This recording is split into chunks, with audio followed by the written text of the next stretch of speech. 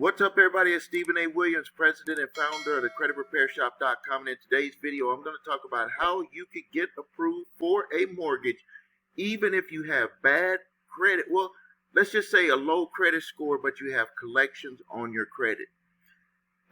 This strategy came up. I came up with this strategy probably about 4 or 5 years ago, and it was for a young lady who needed to get a home.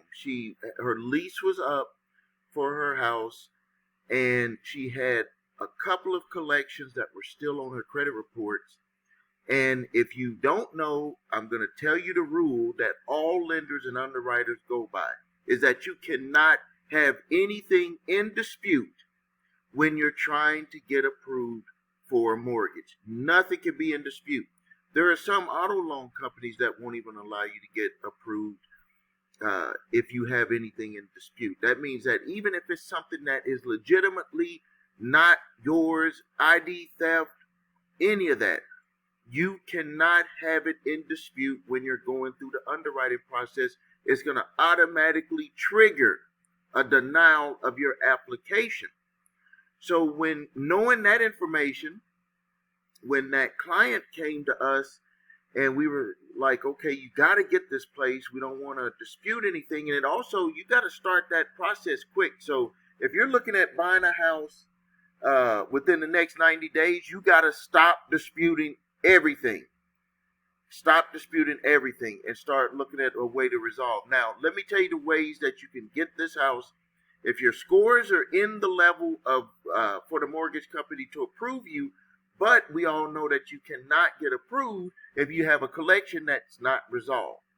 But you need the down payment money to be able to pay the down payment to get into the house and probably your insurance and some other stuff. You need as much of that money as possible, because we all know some of the times when you get up to that table, that closing table, they might say, well, you need a couple of more $1,000. I remember when I had my house built in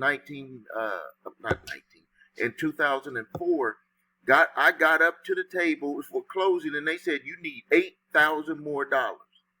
And I was like, at that time, I was like, I just put everything into buying this house, down payment. They said you are not going to get it unless you gave come up with $8,000 more. And we scrapped. It did all types of maneuvering on our stuff back at that time and made it happen. I remember we even went into our kids' piggy bank.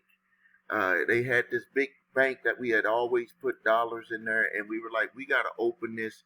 And I think that there was like $1,000 in there. And I remember when I walked in and I had said, we have it. We have it. They said, where you get it from? I said, it was our money. And at that time, they didn't make you show like they show now. Like, you couldn't just walk in there with $8,000 additional. They want to know. It has to be tracked on how you got the money.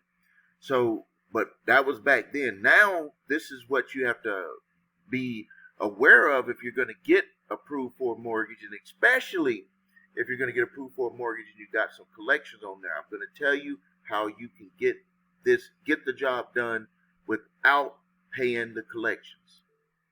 So here's the problem. You're trying to buy a house. You talked with your agent and you looked at your credit reports and your mortgage loan provider. They're saying, hey, we cannot approve you, or maybe they gave you a pre-approval with some conditions. And we always tell people, why don't you get a pre-approval and so they can give you the conditions, because sometimes there are certain types of accounts that they will just straight up disregard. And that depends on the underwriting company or the mortgage company and their underwriting rules and whatever their rules for approving people for mortgage loans. So with that being understood, and you cannot dispute any of the accounts, when you go for the approval, you got to make sure that you don't have anything on your credit reports being disputed. The easy way to do that, get your credit reports, and you need to get the paid one this time. And if you need that, you can go to my website, www.your3scores.com. grab your TransUnion Equifax Experian credit reports, look in the comments. Make sure that nothing is disputed. If it is disputed, you need to you need to write to them to take it out of dispute. You got to do that before you go to try to get your mortgage loan. Now, if you go there, you get approved, and there's nothing else they need you to do, fine.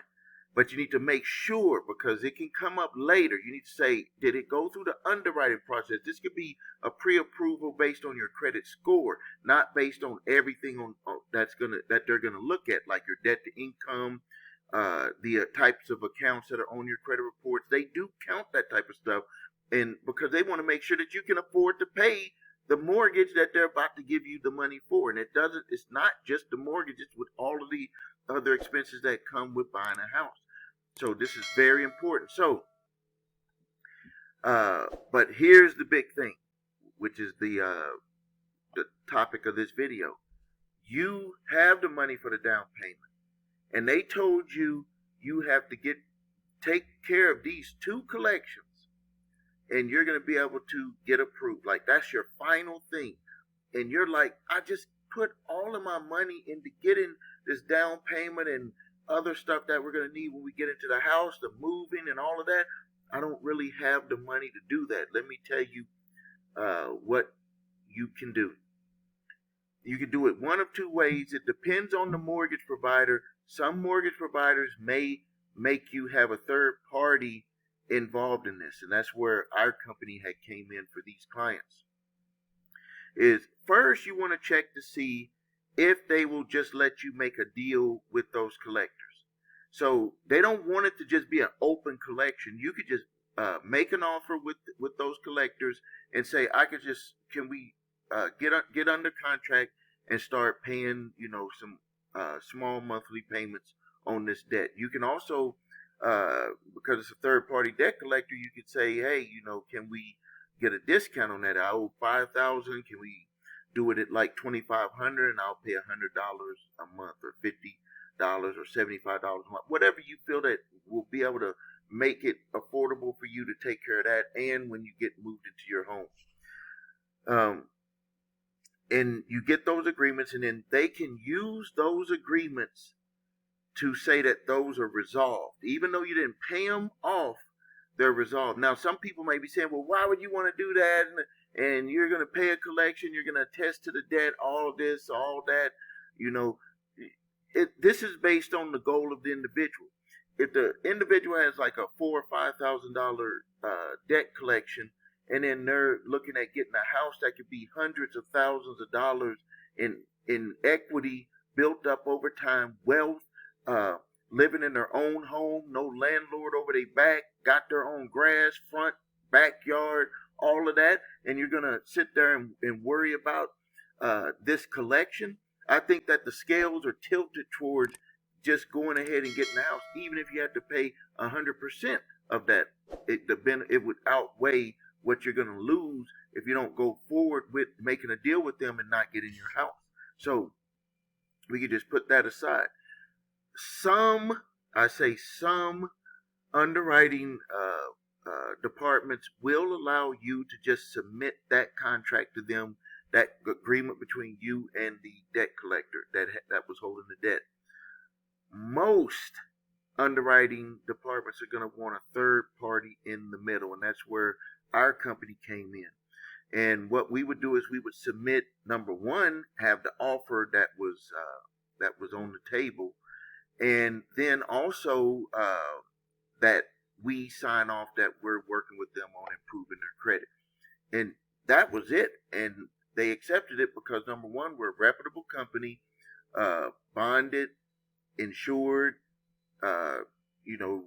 long records in business since 2006, going on almost 17, 18 years, close to 18 years. So when they got that, they were like, okay, we're okay with it. That was part of their package that was given to the underwriting team, and they got approved for their home. And then with some of the clients, we ended up doing settlements on the amount. They had made some payments. Once they got settled in their home, then we approached that collector and said, hey, you want to keep waiting on payments, or do you want to cut a deal and, maybe in half so you can just get this money up front? Almost every collector will take that because, number one, they pay pennies on the dollar for the debt. And I think that's going to change from pennies on the dollar. There is a huge spike in what the debt collection companies are having to pay for the debt. I saw one the other day for probably about $5 million worth of debt. The debt collector paid $650,000. That's a lot of money. That's not just pennies on the dollar. It's less, but it's not pennies on the dollar. Come up with $650,000 to buy that debt. You won't think that that's pennies on the dollar. But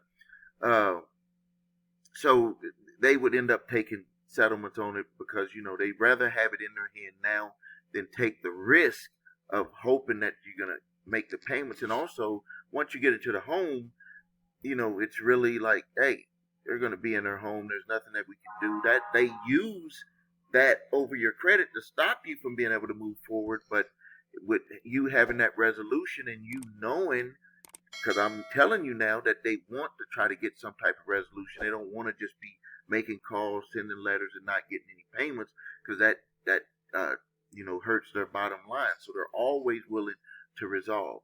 So you got two strategies there for getting your house with a good score, a qualifying score, because a qualifying score is based off of what mortgage provider you're going to go to. But you have collection accounts that you, at the time, you cannot afford to pay them because you're putting everything towards your down payment to get your home. So I just gave you a straight up solution for dealing with that, a real solution. We've done that for our clients, and you can do that for yourself, so you can get your family into your home.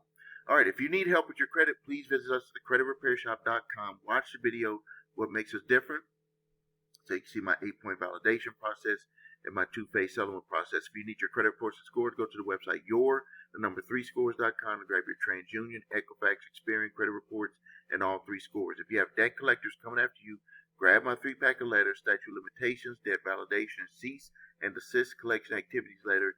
Use the one that's appropriate for your situation. I have instructions on the top of there. I do ask for a donation on those, because those can literally save you time, money, and frustration. I also have a new program that's available, a do-it-yourself program. If you have charged off accounts from debt collectors that are trying to collect from you, and also from original creditors, and you have a severe financial and medical or just severe financial hardship, I made a course that show you how to put together a hardship consideration letter based off your specific situation, and you can use this for all of your charged off accounts, and I show you exactly how to submit that to the companies to get relief based off of your financial, and if you have a medical hardship, I tell you exactly how to do it the right way, because we just get bombarded with hundreds of people that need that, and we just cannot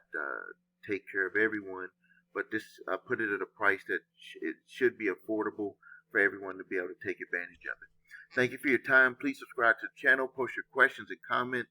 This is Stephen A. Williams, President and founder of thecreditrepairshop.com.